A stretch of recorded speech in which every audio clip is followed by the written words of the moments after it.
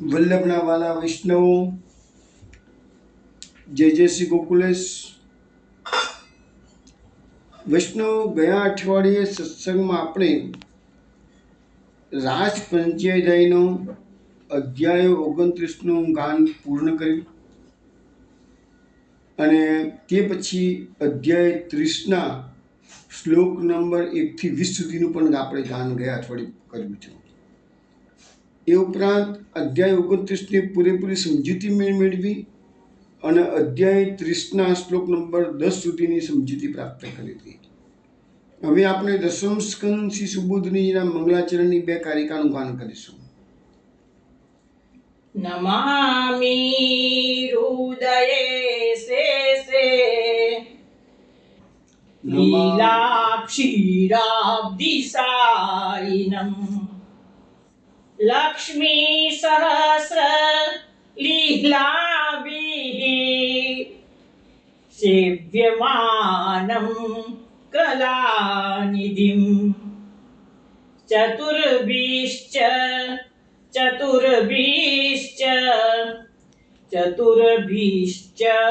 ત્રિભિस्तथा ષડ્ભિર્વિરાજતે યોષૌ પંચધારુદયે મમ. વૈષ્ણવ, આજના સત્સંગમાં આપણે સર્વપ્રથમ તો અધ્યાય 30ના શ્લોક નંબર 21 થી 30 સુધીનું ગાન પહેલા કરીશું અને તે પછી આપણે એની સમજૂતી મેળવવા પ્રયત્ન કરીશું. આરુહ્ય એકામ પદાક્રમ્ય શિરસી આહા પરામ નૃપ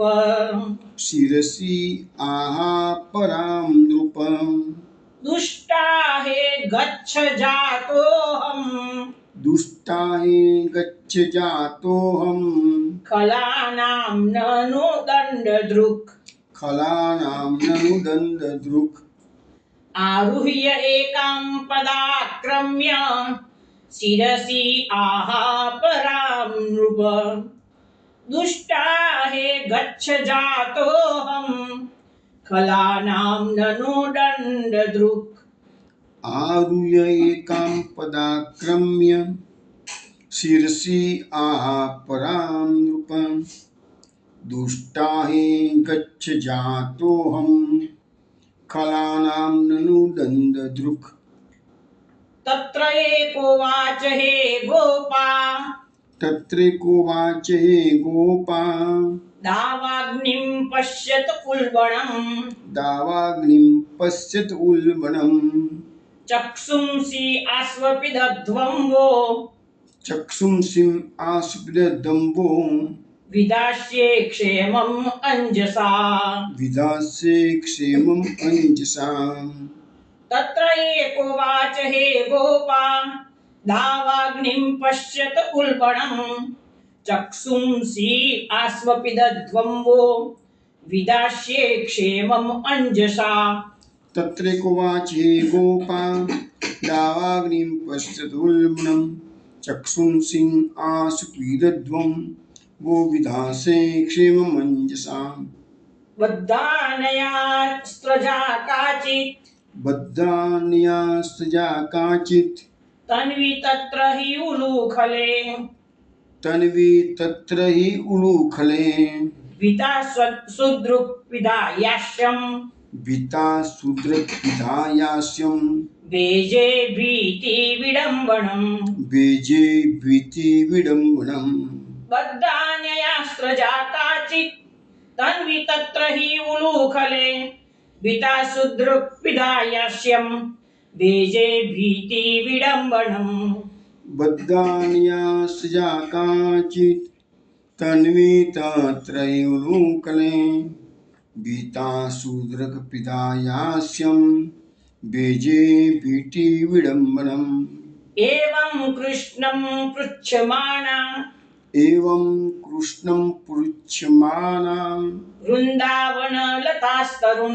वृन्दावनलतास्तरुन् व्यचक्षत वनुद्देशे व्यचक्षत वनोद्देशे पदानि परमात्मनः पदानि परमात्मनः एवं कृष्णं पृच्छमाना वृन्दावनलतास्तरुन् व्यचक्षत वनोद्देशे पदानि परमात्मनः एवं कृष्णं पृच्छमाना वृन्दावनलतास्तरुन् व्यचक्षत वनुद्देशे पदानि परमात्मनः पदानि व्यक्तम् एतानि पदानि व्यक्तम् एतानि नन्दसूनो महात्मनः नन्दसूनोर्मात्मनः लक्ष्यन्ते हि ध्वजाम्बोज लक्ष्यन्ते हि द्विजाम्बोज चक्राङ्कुशयवादिभिः चक्राङ्कुशयवादिभिः पदानि व्यक्तम् एतानि नन्दसूनोः महात्मनः लक्ष्यन्ते हि ध्वजाम्बोज चक्राङ्कुशयवादिभिः पदानि व्यक्तमेतानि नन्दसूनोर्मात्मनः लक्ष्यन्ते हि द्विजाम्बोज चक्राङ्कुशयवादिभिः तैस्तै पदैस्तत्पदवीम् तिस्तिस्पदिस्तत्पदवीम् अन्विच्छन्त्योऽग्रतो बलाः अन्विच्छन्तु घृतोबलाः बद्ध्वा पदैः सुपृक्तानि वध्वा पदैः सुप्रोक्तानि विलोक्यार्ताः समब्रुवन् विलुक्यार्ताः समब्रुवन् तैस्तैः पदैस्तत्पदवीम् अन्विच्छन्त्योऽग्रतो बलाः बद्ध्वा पदैः सुपृक्तानि विलोक्यार्ताः समब्रुवन् तिस्तिस्पदिस्तत्पदवीम् अन्विच्छन्त्योऽग्रतोबलाः वध्वा पदैः सुप्रोक्तानि विलुक्यार्ताः समब्रुवन् कस्यापदानि चैतानि कस्यापदानि चेतानि यातायानन्दसूनुना यातायानन्दसूनुना अंसन्यस्तप्रकोष्ठायाः अंसन्यस्तप्रकोष्ठायाः करेणो करिणा यथा करेणुः करिणा यथा कस्यापदानि चैतानि यातायानन्दसूनुना अंसन्यस्तप्रकोष्ठायाः करेणो करिणा यथा कस्यापदानि चेतानि यातायानन्दसूनुना अंसनस्तप्रकोष्ठायाः करेणो करिणा यथा अनयाराधितो नूनम् अन्याराधितो नूनम् भगवान् हरिरीश्वरः भगवान् हरिरीश्वरः यन्नो विहाय गोविन्दः यन्नो विहाय गोविन्दः प्रीतो याम् अनयद्रः प्रीतो याम् अनयद्रः अनयाराधितो नूनम् भगवान् हरिरीश्वरः यन्नो विहाय गोविन्दः प्रीतो याम् अनयद्रः अन्याराधितो नूनं भगवान् हरिरीश्वरः यन्नो विहाय गोविन्दः प्रीतो याम् अनयद्रः धन्या अहो अमी आल्यो धन्या अहो अमी आल्यो गोविन्दाङ्घ्रि अब्जरे नवः गोविन्दाङ्घ्रि अब्जरे नमः यान् ब्रह्मेशो रमा देवी यान ब्रह्मेशो रमादेवी ददुः मूर्ध्नि अगनुत्तये ददुर्मूर्ध्नि अगनुत्तये धन्या अहो अमी आल्यो गोविन्दाङ्घ्रि अब्जरे नवः यान् ब्रह्मेशो रमा देवी ददु मूर्ध्नि अगनुत्तये धन्या अहो अमी आल्यो गोविन्दाङ्घ्रि अब्जरे नमः यान ब्रह्मेशो रमादेवी ददुर्मूर्ध्नि अगनुत्तये तस्या अमुनिन क्षोभम् तस्या अमुनिन क्षोभम् कुर्वन्ति उच्चैः पदानि यत् कुर्वन्ति उच्चे पदानि यत् यैका प्रहृत गोपीनां एका परत्ये गोपीनां रहो भुङ्क्तेऽच्युतादरम् रहो भुङ्क्ते अच्युतादरम् तस्या अमुनिन क्षोभं कुर्वन्ति उच्चैः पदानि यत् यैका प्रहृत गोपीनां रहो भुङ्क्तेऽच्युतादरम् तस्या अमुनिन क्षोभं कुर्वन्ति उच्चे पदानि यत् एका परत्ये गोपीनां रहो भुङ्क्ते अच्युतादरम् વૈષ્ણવો ગયા અઠવાડિયે આપણે આ દાસપિંજયની સમજૂતીમાં છેલ્લી વખતે ગુરુવારે અધ્યાય 30નો 10મા નંબરનો શ્લોક લીધો હતો. આપણે એના પર આજે વિશેષ વાત કરીએ. એમાં શ્લોકમાં એવું કહે છે, તમે બધા વૈષ્ણવ પોતાની પાસે પ્રિન્ટો આગળ રાખજો, એટલે તમે પ્રેક્ટિસ તો કરી જ છે. જે ફરીથી હું જ્યારે બોલું છું ને તો અંદર તમે નજર રાખશો ને તો ઉચ્ચારમાં તમને કોઈ તકલીફ ના પડે એટલા માટે. હવે શું કહે છે 10મા શ્લોકમાં? કિમતે કૃતમ ક્ષિતિ તપો બત કેશવાંગ્રી સ્પર્શોત્સવ ઉત્પુલકિતાંગ રૂહેર વિભાસી અપ્યંગી સંભવ ઉર્ક્રમ વિક્રમાદવા આહો વરાહ વપુષ પરિરંબનેન. હવે આ ગોપીજનો ભગવાનને શોધવા માટે નીકળ્યા છે. રાસમંડળમાંથી પ્રભુ અંતર્ધાન થયા. ગોપીજનો વિરહથી કાતર થઈ ગયા છે. ગોપીજનો દીનતા પ્રકટ કરી રહ્યા છે. જેને તેને પૂછે છે.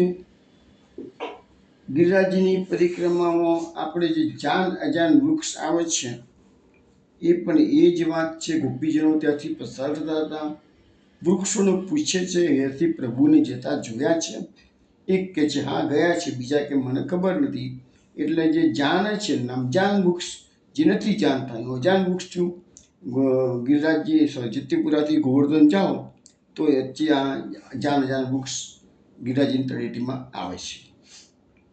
તો એ બધે પૂછતા આગળ ગયા, પણ કોઈ જવાબ તો આપતું, કારણ કે એ ઉન્મત્ત દશામાં છે ને. ગોપીજનોને ખબર નથી કે બી આ વૃક્ષો છે કે આ બધાને પૂછાય કે ના પૂછાય, એવી પણ એમને ભાન નથી, કારણ કે એ એવી દશામાં આવી ગયેલા છે. તો હવે પૃથ્વી પર નજર પડી છેલ્લે એમની. ફૂસતા આગળ ગયા. વૃક્ષો જવાબ ના આપે. બધા આપણે ગયા વખતે વાત થઈ હતી કે આ વૃક્ષો પરોપકારી છે, તો આજે આપણને પ્રશ્નોનો જવાબ આપતા નથી કે છે. એટલે પૃથ્વીમાં જોયું તો થોડા ભગવાનના સ્પષ્ટ નથી દેખાતા, થોડા પગલા જેવા દેખાયા. એટલે કે ચોક્કસ કે છે પ્રભુ અહીંથી પસાર થયા લાગે છે કે છે. એ ઉપરાંત શું થયું કે પૃથ્વી પર બધું થોડું કૂણું ઘાસ ઉગેલું હતું. એટલે ગોપીજીનો મનથી કલ્પના કરે છે કે મારા નામોના પણ આ ભગવાનના ચરણ સ્પર્શનો આ પૃથ્વીને જે આનંદ પ્રાપ્ત થયો છે તેના કારણે એના રૂવાડા, એટલે કે જે પેલા આપણે આનંદ થાય, પુલકિત થઈ ગયા આપણા અંગો, તો પુલકિતાંગ શબ્દ વાપરે છે. એટલે એના રૂવાડા ખડા થઈ ગયા છે. એટલે પોતાનો આનંદ, એટલે કે સ્પર્શોત્સવ શબ્દ વાપરે છે. સ્પર્શનો ઉત્સવ, ભગવાનનો સ્પર્શ થયો એનો ઉત્સવ, એના કારણે પૃથ્વી ત્યાં શોભામાન થયેલી છે. આનંદ. હવે આ બધું શું છે? ગોપીજનોની જે ઉન્મત્ત દશા છે ને એના કારણે એ બધી મનમાં વિચાર કરે છે કે આ ગોપીજનો કે છે કે અહીંથી પ્રભુ પસાર થયા હોવા જોઈએ, એ ચરણનો સ્પર્શ થયો એટલે જુઓ આ બધા રૂવાડા એના ઊભા થયા. પણ ખરેખર તો ઘાસ ઉગેલું હતું, લીલું કોમળ ઘાસ હતું, જે બધી જગ્યાએ હોય છે. પણ ભાવ એવા છે કારણ કે ભગવાનમય અત્યારે ગોપીજનો બની ગયેલા છે, કૃષ્ણમય બની ગયેલા છે. એટલે એ ગોપીજનો કહે છે કદાચ આ પૃથ્વી આપણને જવાબ આપશે કે છે. એટલે પૃથ્વીને કહે છે અરે પૃથ્વી, ક્ષિતિ એટલે પૃથ્વી, કેમ તે કૃતમ ક્ષિતિ તપો, એ પૃથ્વી તે એવું તો વળી કયું તપ કર્યું છે કે આ ભગવાનના ચરણ કમળનો તને સ્પર્શ થયો અને એ સ્પર્શના કારણે તું આટલી બધી રોમાંચિત થઈને શોભી રહી છે કે છે. તો આ ભગવાનના ચરણ કમળનો સ્પર્શ તને હમણાં પ્રભુ અહીંથી પસાર થયા એટલે થયો છે કે પછી વામન અવતારમાં પ્રભુએ ચરણમાં પૃથ્વી માપી હતી એનો આનંદ હજુ સુધી તું વ્યક્ત કરી રહી છું, કે પછી વરાહ અવતારમાં રસાતલમાં ગયેલી પૃથ્વીને ભગવાન પોતાના પૃથ્વીનો ઉદ્ધાર કરીને રસાતળમાંથી પાછી લાવ્યા છે અને એ વખતે ભગવાને તેને આલિંગન કર્યું હતું, તો એના કારણે તને આટલો બધો આનંદ થઈ રહ્યો છે કે છે. તું બતાવ તો ખરી કે તેનો આનંદનું કારણ શું છે. તો આવી રીતે આ શ્લોક તો મેં તમને સમજાવ્યો છે, પણ મહાપ્રભુજી સુબોધનીજીમાં શું ભાવ બતાવે છે એ આપણે જોઈ લઈએ. ગોપીજનો પૃથ્વીને પૂછે છે તે શું તપ કર્યું છે.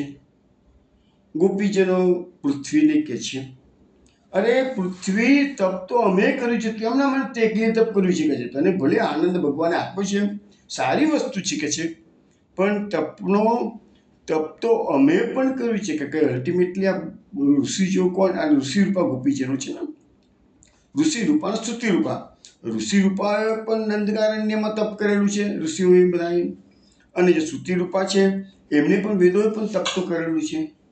તો એ બધાએ તપ તો કરેલું જ છે કે છે, અને કહે છે કે તપના ફળનો અમને તો કોઈ અનુભવ થતો નથી, પણ તું તો બહુ ભાગ્યશાળી છે કે તને પ્રભુના જે તપ કર્યું એના ફળ સ્વરૂપ પ્રભુના સ્પર્શનો આનંદ પ્રાપ્ત કર્યો. હવે મહાપ્રભુજી સુભદ્રીમાં કહે છે કે સર્વથા પુણ્ય વિના મનના મનોરથ પૂર્ણ થતા નથી, અને એમાં પણ ભગવત સંબંધ તો વિશેષ પુણ્યના પ્રતાપે થાય. પણ હવે ભલે મહાપ્રભુજી અહીંયા આવું બતાવતા હોય સુબોધિનીજીમાં, પરંતુ આપણી તો માન્યતા એવી છે કે ભગવત સંબંધ ભગવત કૃપા વિના થાય જ નહીં. પુણ્ય અને પાપની આપણે પહેલા પર વાત કરી ચૂક્યા છીએ. પુણ્ય અને પાપનો પુષ્ટિ માર્ગમાં કોઈ હિસાબ જ નથી. છતાં અહીંયા શ્લોકના અનુસંધાનની અંદર પૃથ્વીએ તપ કર્યું છે, પુણ્ય કર્યું છે, અને એના કારણે ગોપીજનોને એવો ભાવ પ્રકટ થાય છે કે પૃથ્વીના એનો સ્પર્શનો ઉત્સવ આનંદ મળી રહ્યો છે કે છે. અને કહે છે કે તને ભગવાનના ચરણ કમળનો સ્પર્શ થયો એટલું જ નહીં, એ તેના સ્પર્શથી રોમાંચ પણ થયો. આપણે ભગવાનનું નામ લેતા હોઈએ તો બધા ભગવાનનું નામ તો બધા ભાગે આપણા વૈષ્ણવ લેતા જ હોય છે, બરાબર, ઓછું વધતું હશે, પણ એનો રોમાંચનો અનુભવ પાછી બધાને નથી થતો ને. આંખમાં આંસુ આવ્યા, કણ ગદગદ થવું, તો આ બધી જે ભક્તિના લક્ષણો છે એના અનુભવ તો પાછો વિશેષ કૃપા ભગવાનની હોય. ભગવાનનું નામ, ભગવાનનું કામ એ પણ એની કૃપાનું જ પરિણામ છે, આપણા પુરુષાર્થનું કોઈ પરિણામ નથી. છતાંય એ કૃપા પાછી વિશેષ હોય તો જ આંખમાં આંસુ આવે, કંઠ ગદગદ થાય, રોમાંચ થાય. એ બધા માટે વિશેષ કૃપાની જરૂર છે. હવે આ જે શ્લોક છે એમાં કેશવાંગ્રી એટલે અંગ્રી એટલે ચરણ કમળ, અને કેશવ શબ્દ ભગવાનનો નામનો પ્રયોગ કરવામાં આવ્યો છે. મેં તમને કહ્યું કે વ્યાસ મહર્ષિ જે શબ્દોના પ્રયોગો કરેલા છે એ કોઈ એમને નથી કર્યા, અને મહાપ્રભુજીએ સુબોધરીજીમાં દરેક વખતે સમજાવ્યું છે કે આવા શબ્દો કેમ મૂક્યા છે વ્યાસ મહર્ષિએ. તો અહીંયા કહે છે કેશવ શબ્દનો અર્થ આપણે ગયા અઠવાડિયે પણ સમજ્યા હતા. કેશવ શબ્દમાં 3 શબ્દ આવે છે, ક, ઈશ અને વ.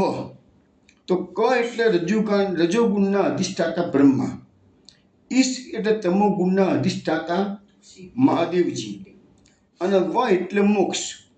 તો આ બ્રહ્માજીએ જ્યારે પૃથ્વી ઉપર અનેક પ્રકારના પાપો વધી ગયા તે વખતે બ્રહ્માજીએ પૃથ્વીનો ગાયનું સ્વરૂપ ધારણ કરાવી અને ક્ષીરસાગરના કિનારે ગયા અને પ્રભુને વિનંતી કરી હતી. એને બ્રહ્માજીની વિનંતી ધ્યાનમાં લઈ અને પ્રભુએ પૃથ્વી પર પ્રગટ થવાનું વચન આપ્યું હતું કે છે. તો મહાપ્રભુજી સમજાવે છે કે પ્રભુની બ્રહ્માજીની પ્રાર્થનાથી એમના ચરણ કમળ પૃથ્વી પર પધાર્યા, પ્રભુ પધાર્યા છે, એટલે એનો આનંદ આજે આ પૃથ્વીને મળેલો છે કે છે. અને એ આનંદના ઉત્સવમાં શું છે કે પૃથ્વીને પસીનો વળી ગયો, એટલે પૃથ્વી આર્દ્ર થઈ ગઈ, અને આર્દ્ર થઈ એટલે વિનાશવાળી થઈ. એટલે એના કારણે ભગવાન અહીંથી પસાર થયા તો એના ચરણ કમળની છાપ પડે. હવે ચરણ કમળના જે ચિહ્નો છે એની વાત આગળ આવશે, અત્યારે નથી આવતી. પણ અત્યારે મહાપ્રભુજી સુભદ્રીજીમાં એટલું જ જણાવે છે, આ શ્લોકમાં ચરણ કમળની છાપ છે એવું શ્લોકમાં નથી બતાવ્યું. શ્લોકમાં એટલું કીધું છે કે સ્પર્શનો ઉત્સવથી ઉત્પુલકિતાંગ રૂહે, એટલે એના રૂવાડા ખડા થઈ ગયા છે, પુલકિત થઈ ગયેલા છે, એટલું શ્લોકમાં બતાવ્યું છે. પણ મહાપ્રભુજી કહે છે કે ચરણ કમળની છાપ એ વિનાશવાળી જમીનમાં આર્દ્ર પૃથ્વી ગદગદ થઈ ગઈ ને. મેં કીધું ભક્તિનો પ્રકાર છે ગદગદ થવું, તો એના કારણે એમાં ભગવાનના ચરણોની છાપ એના પર પડી છે. જો આ જગ્યાએ ધરતી સુકાયેલી હોત, શુષ્ક હોત આજે, તો ભગવાનના ચરણોની છાપ ભલેથી પસાર થયા, ભગવાનના ચરણોની છાપ પડી હોત નહીં કે છે. હવે ભક્તિ માર્ગમાં પણ શું છે કે આજે જે નકરી પંડિતાઈથી વાતો બધા કરતા હોય છે, તો અને મોટાભાગના કથાકારો કે મોટાભાગના ધર્માત્માઓ જે વાતો કરે છે ને, એમાં નકરી સિદ્ધાંતોની અને શુષ્કતાની જ વાતો હોય છે. અને ભક્તિ માર્ગ છે પ્રેમનો માર્ગ છે, અને પ્રેમમાં હૃદય આર્દ્ર થવું જોઈશે. હવે સુભદ્રીજીમાં આગળ મહાપ્રભુજી કહે છે કે પૃથ્વીને આનંદ થયો એના કારણો આપ્યા, કે પહેલાં તો સ્પષ્ટ થયું છે અને એના કારણે થયું કે ભાઈ. પછી બધા મહાપ્રભુજી એમ કહે છે કે આ જે રૂવાડા જે છે એ એટલે દુર્વા જે ઘાસ ઉગ્યું છે ને એના કારણે છે. પણ મહાપ્રભુજી આગળ શ્લોકમાં બતાવ્યું, એનું વિશ્લેષણ કરતા કહે છે કે વામન અવતારમાં ભગવાને એક જ પગલામાં આખી પૃથ્વીને માપી લીધેલી કે છે. 3 પગલામાં લીધું પણ પૃથ્વીને તો એક જ પગલામાં માપી શકે છે.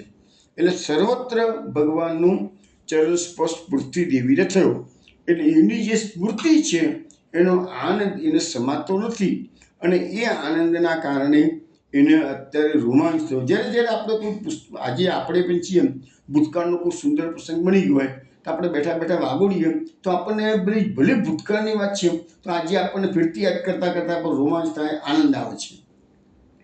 એટલે એક શક્યતા એવી છે કે ભાઈ વામન અવતારમાં ભગવાને પૃથ્વીને માપી છે એક ડગલામાં, એ આનંદ અત્યારે વ્યક્ત કરી હોય.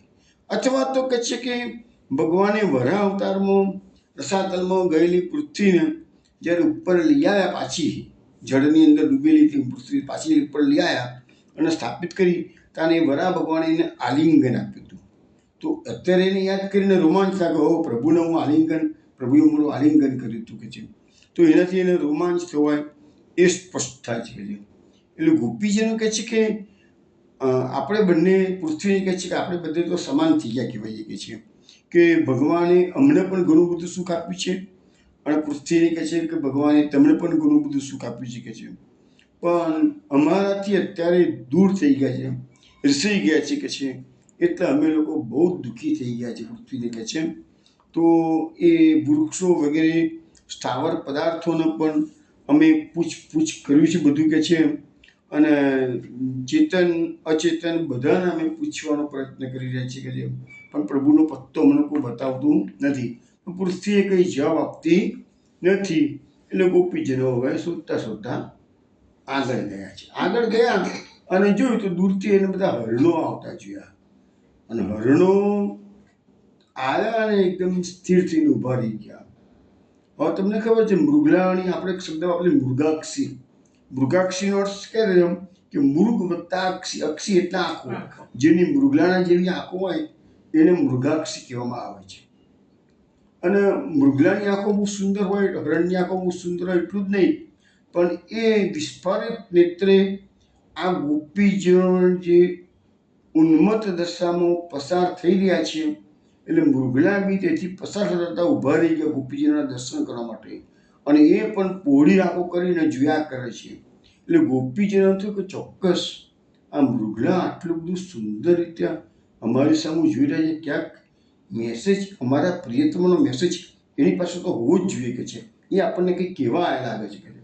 એટલે ગોપીજનો કહે છે અપેન પત્ની ઉપગત પ્રિયે ગાત્રેશ તન્વંદ્રસામ સખી સુનૃત્યમ અચ્યુતોવ કાંતાંગ સંગ કુંચ કુમકુમ રંજિતાયામ કુંડસ્ત્રય કુલપતેરિય વાતિ ગંધ. હે હરિણી, પોતાની પ્રિયા સાથે ફરતા અને પ્રભુને આ રસ્તે તમે જોયા છે કે છે?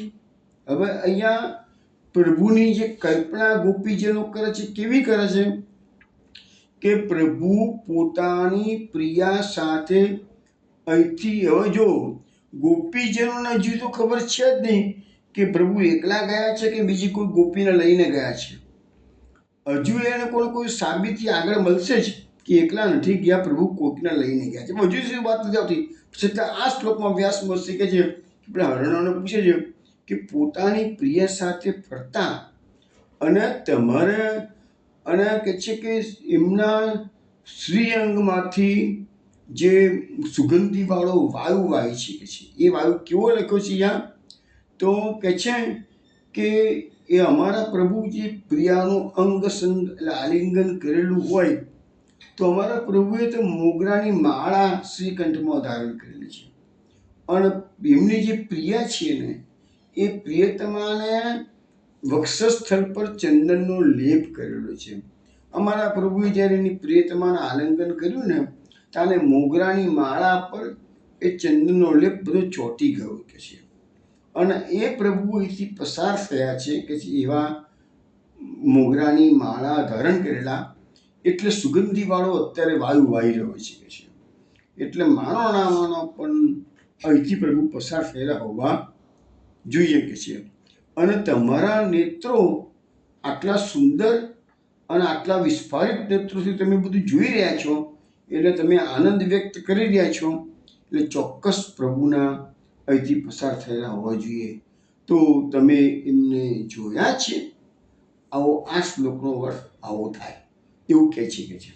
મહાપ્રભુજી સુબોધનીજીમાં આનું વિશ્લેષણ કરતા કહે છે આપણને કે ગોપીજનો હરણાને પૂછી રહ્યા છે, હરિણીઓ છે એને પૂછી રહ્યા છે કે આપણા બંનેના નેત્રો સામે, ગોપીજનો પણ સુંદર આંખોવાળા છે, આપણા બંનેના નેત્રો સરખા છે, પણ તું તો ભીરું છું, ડરપોક છે. ઘરના બધા ડરપોક જ હોય. તો કહે છે અમને પણ ડર તો લાગે જ છે અત્યારે કે છે. તને જરૂર ભગવાનના દર્શન થયા છે, તો આટલા બધા તારા નેત્રો પ્રફુલ્લિત છે અને તું જોયા કરું છું કે છે, એટલે પ્રભુ ચોક્કસ અહીંથી પસાર થયેલા હોવા જોઈએ કે છે. અને પ્રભુ એકલા પણ નહીં ગયા હોય કે છે, એની પ્રિયા જોડે હશે જ કે છે. કારણ કે એમને પ્રિયા સાથે લીલા કરી હશે, રમણ કર્યું હશે.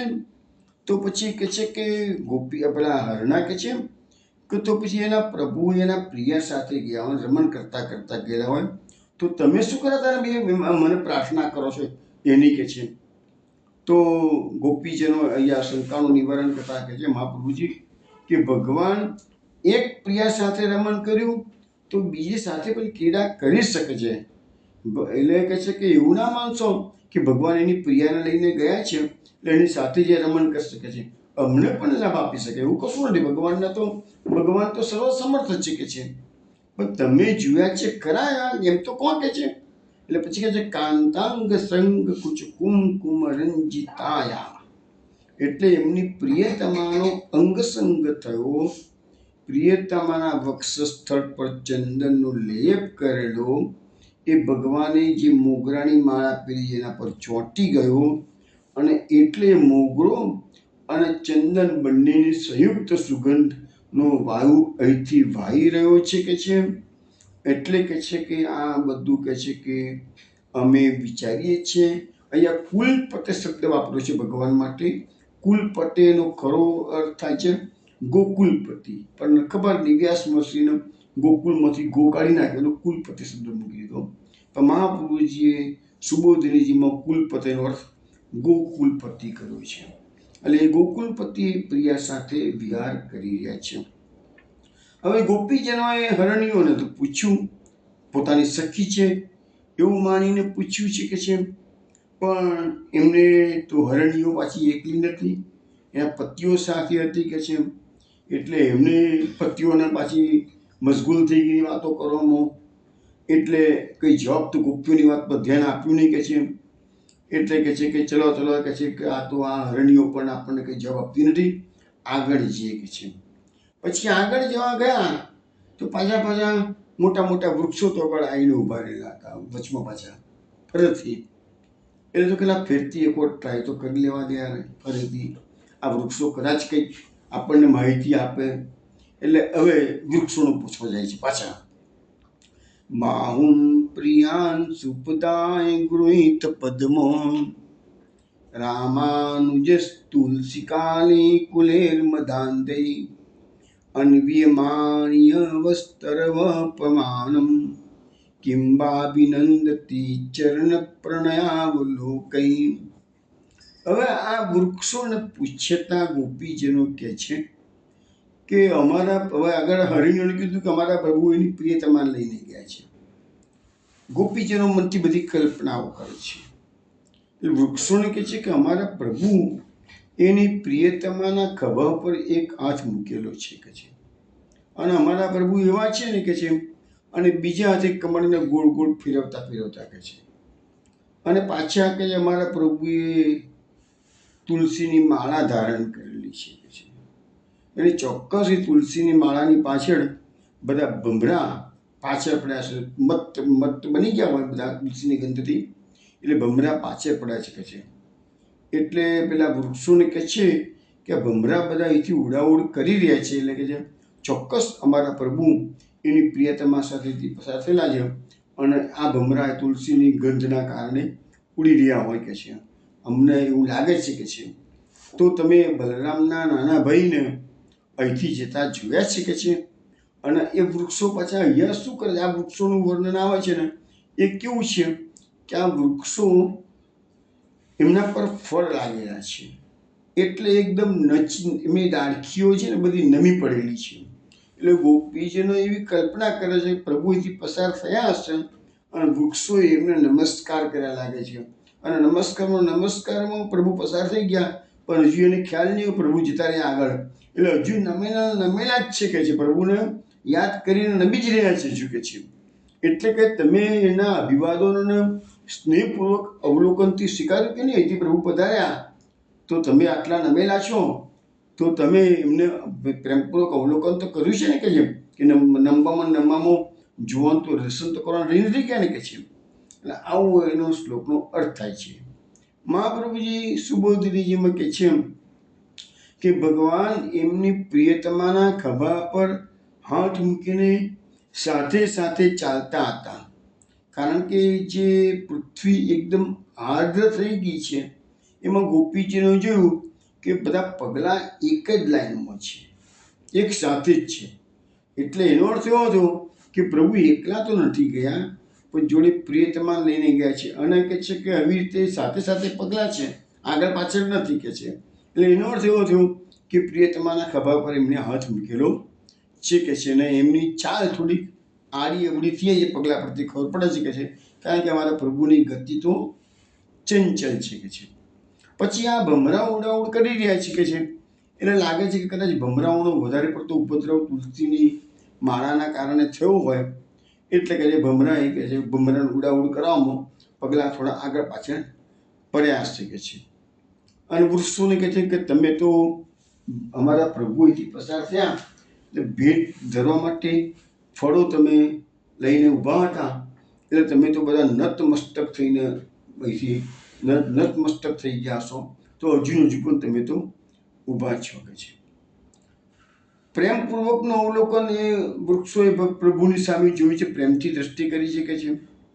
પણ નમસ્કાર કરવામાં તમે એવા નમેલા જ રહ્યા, અને પ્રભુ જતા રહ્યા એ તમને ખબર જ ના પડી કે પ્રભુથી જતા રહ્યા છે, અને તમે હજુ નમસ્કાર જ કર્યા કરો છો કે છે. તો ગોપીજનોને થયું કે આ વૃક્ષો તો વનવાસી છે, સાત્વિક છે, પણ આ બધા બહુ જ્ઞાની લાગે છે કે પ્રભુના આટલો અનુભવ આ લોકોનો થયો, એટલે કે ભગવાન એમને એમ તો કોઈને અનુભવ કરાવો નહીં, તો આટલો બધો અનુભવ આ વૃક્ષોનો થયો છે, એટલે જ્ઞાની છે કે છે. એટલે અમારા પ્રશ્નોનો જવાબ એટલા આપતા નથી કે જ્ઞાની પુરુષો હંમેશા સ્ત્રીઓનું મોઢું પણ જોતા નથી હોતા. તો કે હજુ નમેલા જ છે, અમારી સામે વાત પણ નથી કરતા અને અમારી સામે દ્રષ્ટિ પણ કરતા નથી.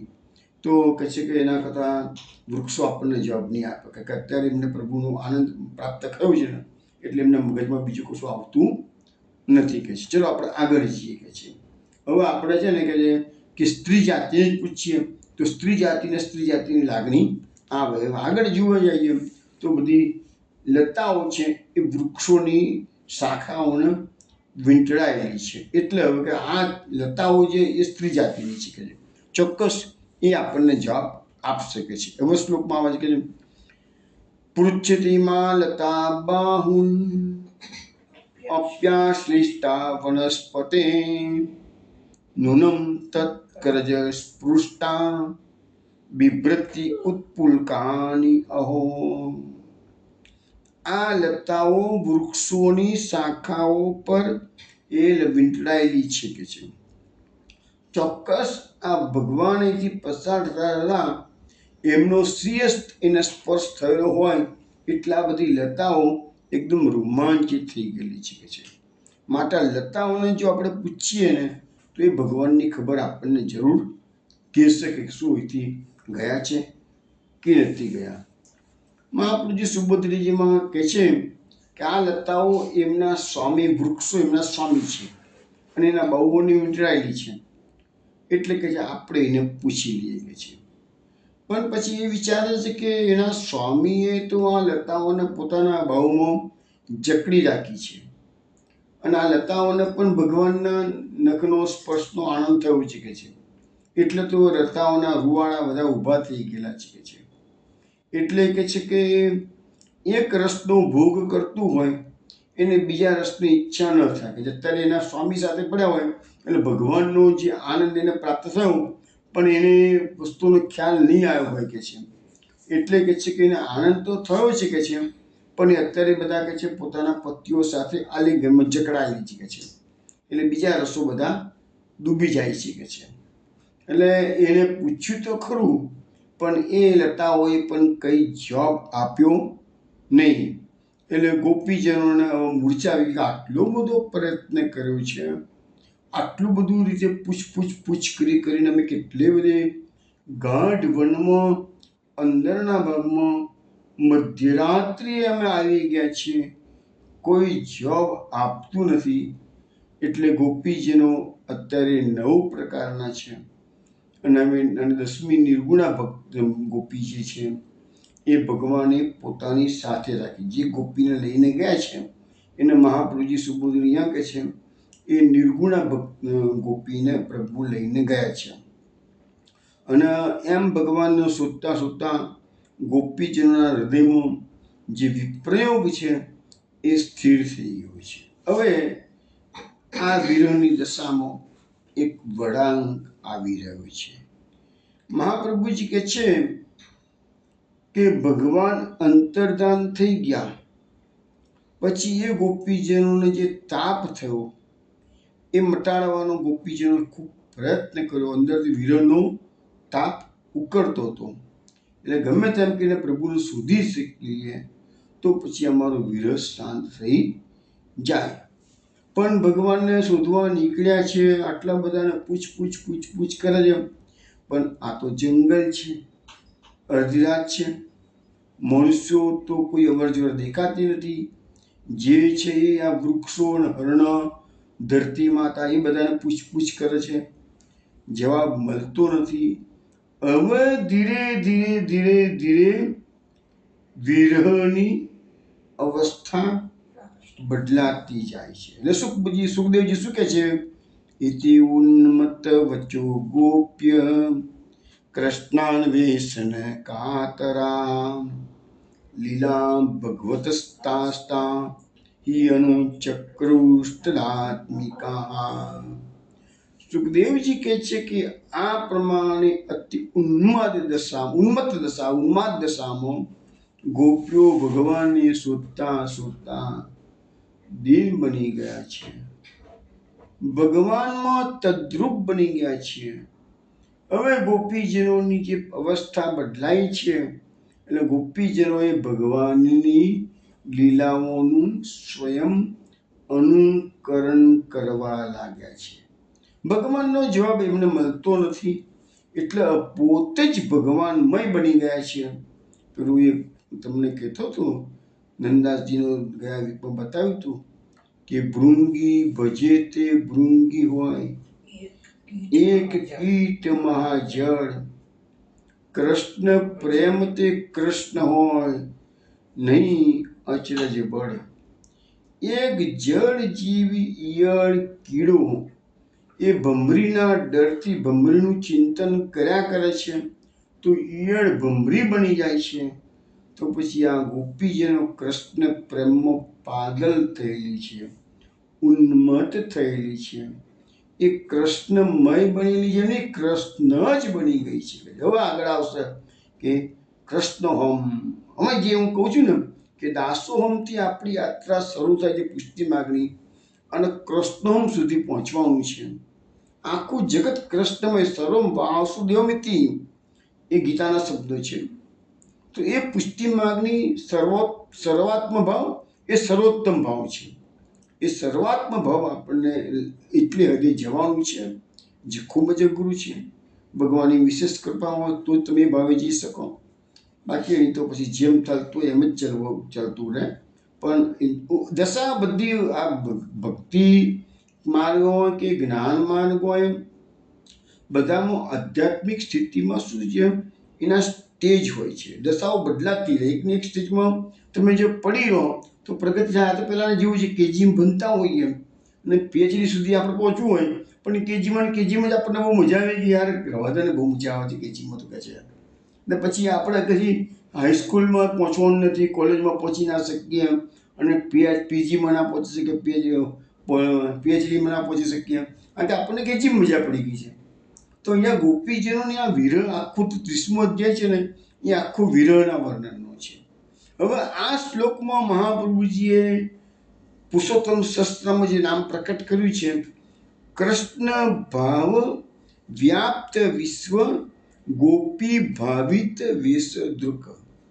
એટલે એમ કે છે કે કૃષ્ણ ભાવનામાં ગોપીજનોના આખું વિશ્વ વ્યાપ્ત દેખાયું. કૃષ્ણ આખું વિશ્વ કૃષ્ણ ભાવનામાં ગોપીજનોને વ્યાપ્ત દેખાયું. બધું કૃષ્ણ કૃષ્ણ કૃષ્ણ છે કે છે. અને ગોપી ભાવિત ગોપીઓને જે પ્રકારની ભાવના થઈ એ પ્રકારનો વેશ ભગવાન ધારણ કરે. વેશ દૃક એટલે ધારણ કરવું. ભગવાન એવો વેશ ધારણ એટલે ધેટ મીન્સ કે અત્યારે ભગવાન તો અંતર્ધાન થઈ ગયેલા છે પણ ગોપી જેનો છે એમની ભાવના અનુસાર ભગવાન એમને વેશ ધારણ કરાવે છે. તો અહીંયા ભગવાનની સુબોધની જે મહાપ્રભુજી કહે છે કે ભગવાનની શોધમાં ગોપીજનો કાતર અને દીન બની ગયા.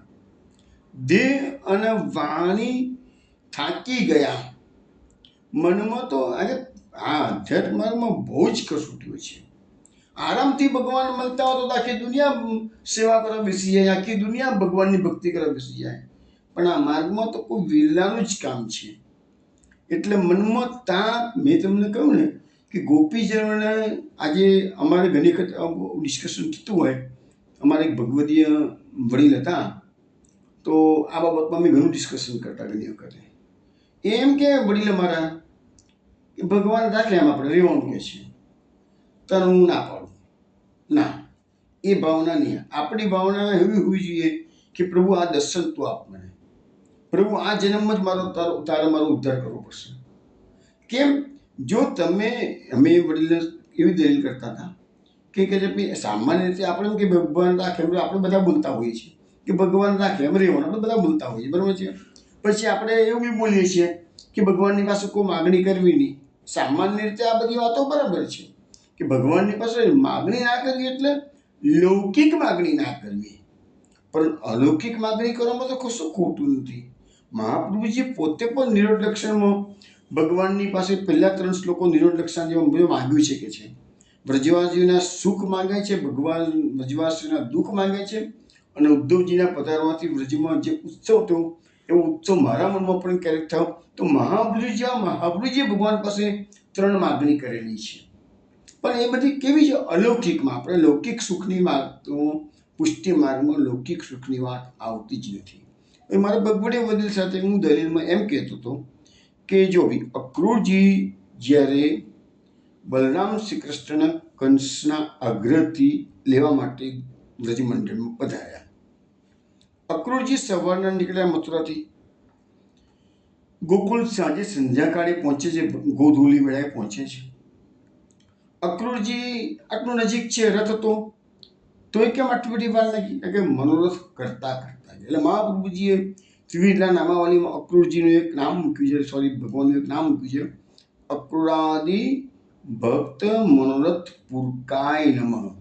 અક્રૂરજીએ આખા દિવસ દરમિયાન જેટલા મનોરથો કર્યા હતા, હું જઈશ તો ભગવાન શ્રી કૃષ્ણ અને બલરામ મને કાકા કહીને સંબોધન કરશે, મને તાત કહીને બોલાવશે, મારું સન્માન કરશે, મને દુશ્મનનો માણસ, કંસનો દુશ્મન છે, દુશ્મનનો માણસ જોઈને મારો તિરસ્કાર નહીં કરે, પરંતુ હું બુઝુર્ગ વડીલ છું એટલે મને માન પણ આપશે.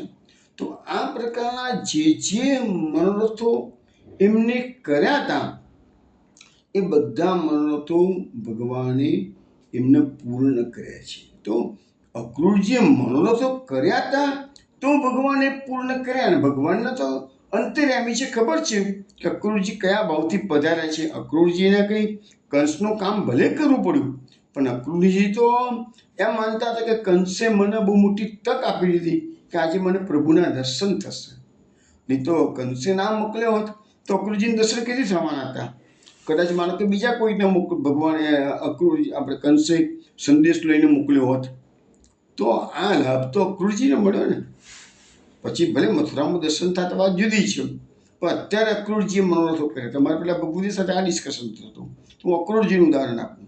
બીજું ઉદાહરણ અમને હું આપું આ રાસપિંજયનું, કે ભાઈ રાસપિંજયમાં ભગવાન જ્યારે રાસ મંડળમાંથી અંતર્ધાન, પહેલાં તો ભગવાને ગોપીજનોની પરીક્ષા કરવા માટે એમ કીધું કે તમે બધા ઘેર જાઓ. હવે જો આપણે એમ કે ભાઈ ભગવાન રાખેમ રહેવાનું, તો ભગવાને ગોપીજનોને એમ કીધું હોત કે તમે ઘેર જતા રહો, તો ગોપીજનો કે ચલો ભાઈ પ્રભુની ઈચ્છા નથી આપણને રાસ રમવાની, આપણને બોલાયા છે અને પછી એમનું મન ફરી ગયું છે, ચલો પાછા સારું ભાઈ પ્રભુ તમારી ઈચ્છા જેવી. ગોપીજનો જતા રહ્યા હોત તો એને જે આ મહારાષ્ટ્રનું સુખ પ્રાપ્ત થયું એ થતું ના થતું. તો અહીંયા ગોપીજનો મક્કમ રહ્યા કે પ્રભુ અમે તમારી પ્રાપ્તિ માટે અડધી રાતે આવ્યા છીએ. એવી રીતે આપણે પણ કહેવાનું છે, પ્રભુ અમે આ માનવ જીવનમાં આવ્યા છીએ, તમારી પ્રાપ્તિ માટે માનવ જીવનમાં આવ્યા છીએ. અમે આ રખડી ખાવા માટે નથી આવ્યા, ભોગવિલાસ માટે નથી આવ્યા, દુનિયાની પ્રતિષ્ઠા વધારવા માટે નથી આવ્યા, તમારે અમને દર્શન આપવા જ પડશે. આ બીજો પોઈન્ટ. ત્રીજું મેં એ વડીલ જોડે ડિસ્કશન કરતા કહ્યું કે ચલો ભગવાને એમને ઘેર જવાની કસોટી કરીને ગોપીજનો ના પાડીને સામે પ્રણય ગીત રજૂ કરી અને કહી દીધું કે અમે નથી જવાના. એટલે ભગવાને ચલો ભાઈ કંઈ વાંધો નથી, ભગવાને એમની વાત મંજૂર રાખી. લઘુરસનું સુખ આપ્યું છે પ્રથમ અધ્યાયમાં, આપણે જોઈ ગયા બધું.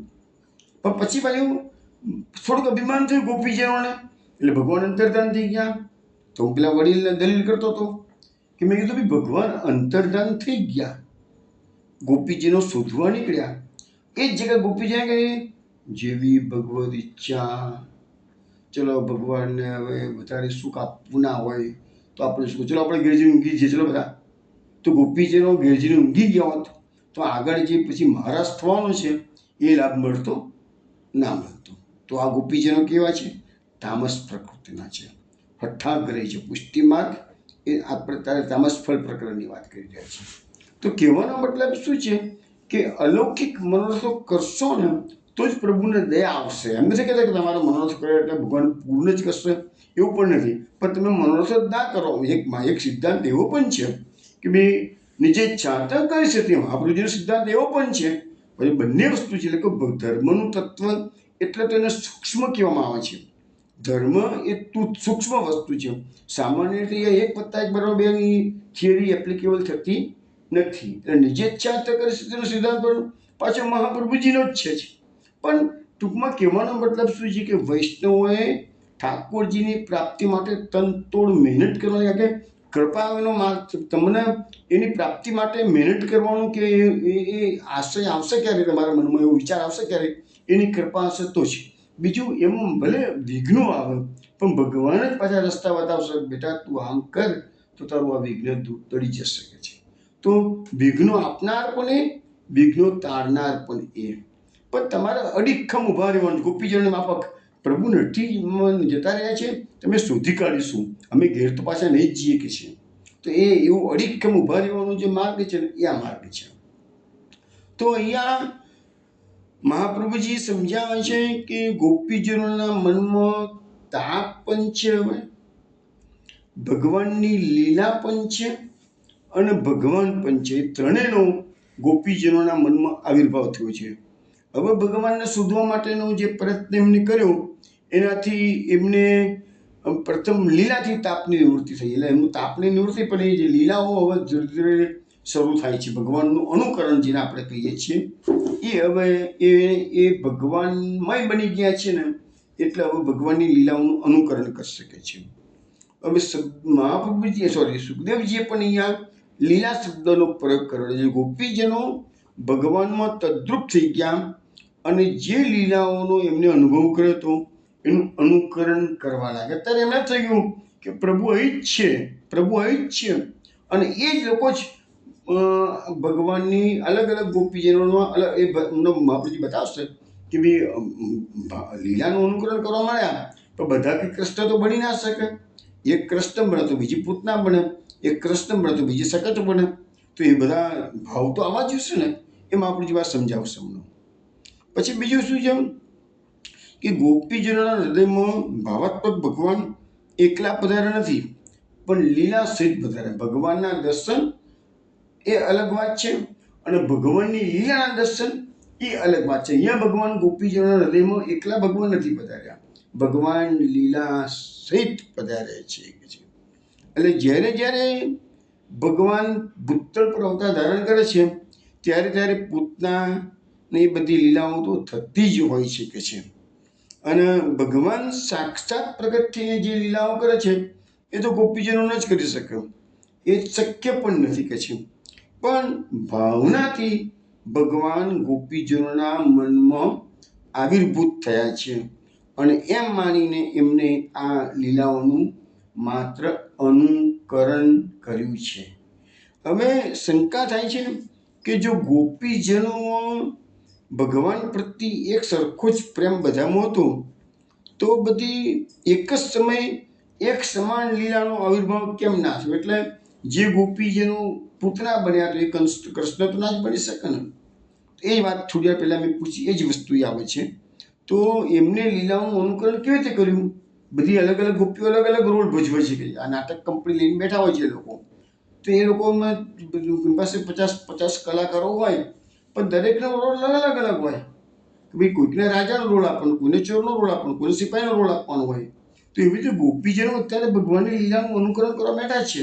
અને આ અત્યારે જે લીલી પરિક્રમામાં રોજ રાત્રે રાસ મંડળીઓની રાસ થતો હોય છે, એમાં રાસલીલાઓ થતી હોય છે રાત્રે જ. તો એનું પણ મુખ્ય કારણ આ જ છે. આ ગોપીજનોએ ભગવાનના વિરહમાં એ રાસનું જે અહીંયા બધું અનુકરણ લીલાઓનું કરવા મળ્યું એના પરથી જ આ બધું પ્રકટ થયેલું છે કે રાત્રે પરિક્રમા વખતે બધા રાસ જોવા માટે જાય છે. હવે મહાપ્રભુજીએ આ શ્લોકમાં 3 કારિકાઓ લખી છે. હું કારિકાનો ફક્ત અર્થ સમજાવું છું કે બધા ગોપીજનોને ભગવાન પ્રત્યે એક સરખો પ્રેમ તો હતો જ કે છે, પણ ભાવનાનો ભેદ હતો અને લીલાનો ભેદની પ્રતીતિ બધામાં હતી કે છે. એટલે જે ગોપીજનો ભક્તિમાં અતિ ઉન્મત્ત થઈ ગયા છે એનામાં કેવલ ભગવત ભાવ જ રહે છે કે છે. અને જે ગોપીજનોમાં ભગવાનનું સ્વલ્પ મત ખરા પણ સ્વલ્પ થોડુંક ઓછું મત બન્યા છે કે છે, એમાં ભગવાનના ભગવત ભાવની સાથે બીજા સંબંધિત પદાર્થોનો પણ ભાવ રહેલો છે. એટલે કે ભગવાન, ભગવદ લીલા અને ભગવત સંબંધી પદાર્થ, એ ત્રણમાંથી જેનો ભાવ હૃદયમાં જે પ્રકારે ઉદ્ભવ થયો એ પ્રકારે ગોપીજનો તદ્રુપતા અનુભવવા લાગ્યા. બધી પૂતના પર તો લીલા થાય કેવી રીતે, બધી કૃષ્ણ પર તો લીલા થાય કેવી રીતે? એટલે ભગવાને દરેકના મનમાં અલગ અલગ અલગ પ્રકારની પ્રેરણા કરી. મહાપ્રભુજી આ કાર્યક્રમ આપણને સમજાવે છે. એટલે કે ભક્તિથી જે ગોપીજનો અતિ મત્ત થઈ ગયા છે, એને ભગવાન સિવાય અન્ય કોઈ પદાર્થનું જ્ઞાન રહ્યું નહીં, ભગવત ભાવ પ્રાપ્ત થયો. એટલે એ પોતે ગોપીજનો કહે હું જ કૃષ્ણ છું. આપણે પેલા જ્ઞાન માર્ગમાં શું કહે છે, અહમ બ્રહ્માસ્મિ, અથવા તો જ્ઞાનીઓ કહે છે તત્વમસી. અહમ બ્રહ્માસ્મિ એટલે હું જ બ્રહ્મ છું. તત્વમસી તે તું છે, એ તું જ છે કે છે. એટલે તું બીજો કોઈ આ દુનિયામાં બીજું કોઈ તત્વ છે નહીં, તત્વમસી એમ. એટલે બધી વસ્તુ તો એક ને એક જ છે. અહમ બ્રહ્માસ્મિ કે તત્વમસી વસ્તુ એક જ છે. એવી રીતે પુષ્ટિ માર્ગમાં કે ભક્તિ માર્ગમાં જે ઉપલી કક્ષા છે એ એવી છે કે કૃષ્ણો અહમ, હું જ કૃષ્ણ છું કે છે. હવે જે ગોપીજનો સ્વલ્પ મત હતા, ઉન્મતમાં અતિમત અને સ્વલ્પ મત, તો સ્વલ્પ મત હતા એને ભગવાન સિવાય પણ બીજું જ્ઞાન હતું કે છે. એટલે એ બધા ગોપીજનોમાં પૂતનાનો ભાવ આવ્યો, શકટનો ભાવ આવ્યો. પેલા ઉન્મત હતા એકદમ, એનામાં હું જ કૃષ્ણ છું, અને પેલામાં આ બધા ભાવ આવવા મળ્યા કે છે. એટલે ગોપીજનોની પછી આ બધા ભેગા થઈને આ બધી ભગવાનની જે અલગ અલગ અલગ પ્રકારની લીલાઓ છે એનું અનુકરણ કરવા લાગ્યું. હવે મહાપ્રભુજી સમજાવે છે કે સત્વ, તમ અને રજો ગુણ, 3 ગુણો હોય, અને એના કારણે 9 પ્રકારના ગોપીજનોની વાત આપણે પહેલાં થઈ ગયેલી છે.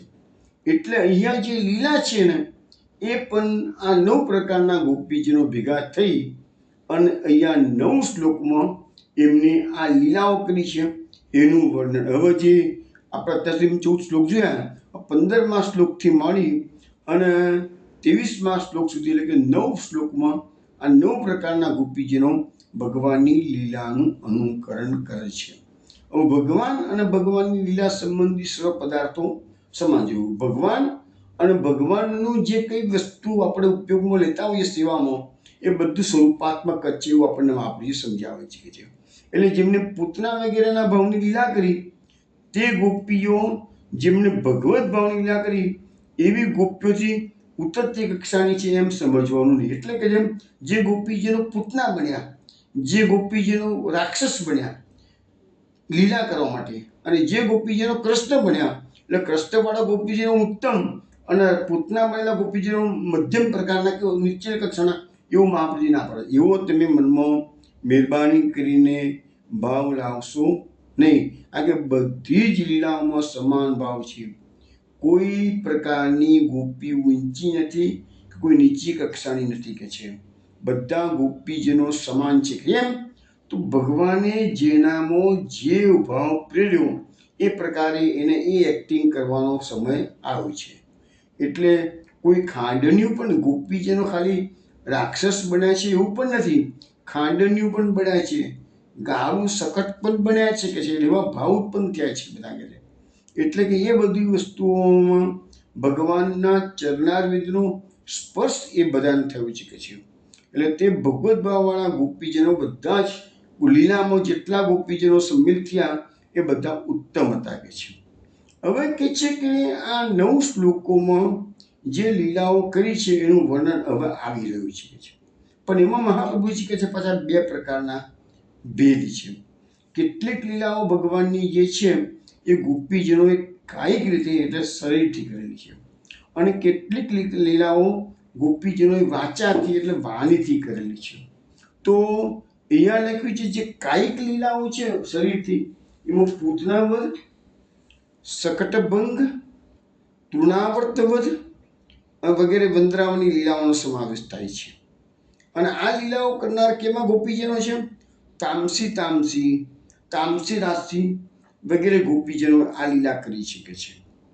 અને આ લીલાઓ બધી શ્રીમદ ભાગવતના ક્રમાનુસાર જ લીલાઓ બધી અહીંયા વર્ણન કરવામાં આવે છે.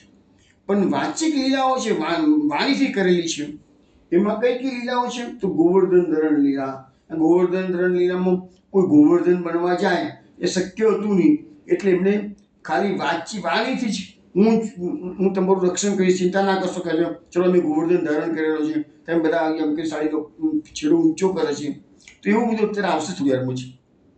પછી નાગદમન લીલા, પછી દાવાગ્નિ પાણ લીલા, દામોદર લીલા, આ બધી લીલાઓ છે એ ગોપીજનોએ ખાલી વાણીથી પ્રકટ કરેલી છે અને એમાં ભાગવતની સિક્વન્સ મેન્ટેન એમને કરેલી નથી. અને આ લીલાઓ બધી છે ને ગુણાતીત, સાત્વિક, રાશિ અને તામસી ગોપીજનો કરી રહ્યા છે. એટલે એ બધા લીલાઓના પરિણામે એમને આ બધી 9 શ્લોકોમાં ભગવાનની લીલાઓનું જે વર્ણન છે એના પછી એ ગોપીજનોને એના ફળ સ્વરૂપે ભગવાનના ચરણારવિંદના દર્શન થશે. હવે જો ભગવાન તપાવે છે ખરા, દર્શન પણ આપશે, પણ ક્રમશઃ અત્યારે ભગવાન શું કરે છે, પહેલા એ લોકોને કે પેલા વૃક્ષો બધા જડ પદાર્થોને પૂછી લીધું, જવાબ ના મળ્યો. હવે ગોપીજનની ઉન્મત્ત દશા આવી ગઈ, એનો લીલાનું અનુકરણ કરે. હવે લીલાનું અનુકરણ 9 શ્લોકોમાં આપણે હવે શરૂ કરીએ છીએ. 9 શ્લોકોમાં લીલાનું અનુકરણ છે. એ 9 શ્લોકો પતશે અને લીલામાં એકદમ ઉન્મત્ત, એકદમ ભગવત ભાવમાં બધા એકાકાર થઈ જશે. એ ત્યાં ભગવાનની કૃપા થશે અને સૌથી પહેલા એમને ભગવાનના ચરણારવિંદની જે દર્શન છે, છાપ પડેલી છે ધરતીમાં, એના દર્શન થશે. આપણે એક શ્લોક લઈએ એટલે પછી બાકીનું કાલ લઈશું. હવે જે તામસી ગોપીજનો છે એ જે લીલાનું વર્ણન કરે છે એમાં શું કહે છે, કશ્યાશ્ચિત પુત્રાયન્ત્યા કૃષ્ણાયંત પિબત સ્તનમ તોકાયિત્વારુત્યન્યા પદાહન સકતાયતિમ. એક ગોપી પૂતનાનું અનુકરણ કરવા લાગી તો બીજી ગોપી શ્રી કૃષ્ણ બની અને તે પૂતના બનેલી ગોપીનું સ્તનપાન કરવા લાગી. બીજી લીલામાં બીજી ગોપી બાળક બનીને રોવા લાગી અને ગાળાનું અનુકરણ કરનારી જે ગોપી હતી એને પેલી રડતી ગોપીએ પાદ પ્રહાર કર્યો. એટલે શકટભંજન લીલાની વાત થઈ. અહીંયા આપણે 2 લીલાનું વર્ણન આ શ્લોકમાં કરવામાં આવ્યું છે, પૂતનાવધ અને શકટભંજન. હવે આપણે આની સુબોધિની આ શ્લોકની આવતીકાલ રાત્રે 8 વાગે મળીશું, ત્યારે કરીશું. ત્યાં સુધી જય શ્રી ગોકુલેશ.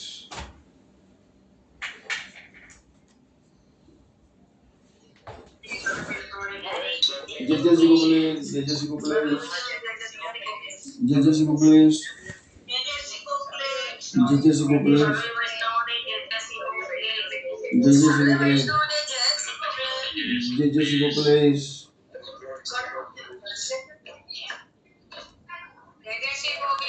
જય